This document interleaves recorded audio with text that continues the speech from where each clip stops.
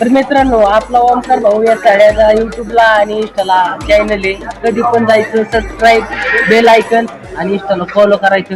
फुल support राहू द्या. मराठी माणूस आहे आपला भाऊ, टॉपलाच गेला पाहिजे ऑन द टॉप. चलो. जीएसच्या सरांनी डायरेक्ट आम्हाला ऍक्टिव्हिटी करण्यासाठी आणलं. मग आणल्यावर काय पोरं गप बसतात का? एकमेकाची येडे चाळे चालूच झाले. येडे चाळे चालू असता असता आली पुढे काय झालं पाहायचं असून शेवट ब्लॉग बघा. जेवायला तो चलो. आता जेवण वर्कशॉप मध्ये आल्यानंतर सरांनी दिला आश्चर्याचा धक्का. म्हणले आपलं वर्कशॉपच बदली होणार आहे. केलं वाईस खोलायचं चालू. एक एक कपाट न्यायला केलं चालू डायरेक्ट दुसऱ्या वर्कशॉप मध्ये. काय सांगायचं तुम्हाला, पब्लिक लय हालत झाली आमची दुसऱ्या वर्कशॉप मध्ये न्यायला. सगळं काय सांगायचंय, कशामुळे वर्कशॉप बदललं काय कळना.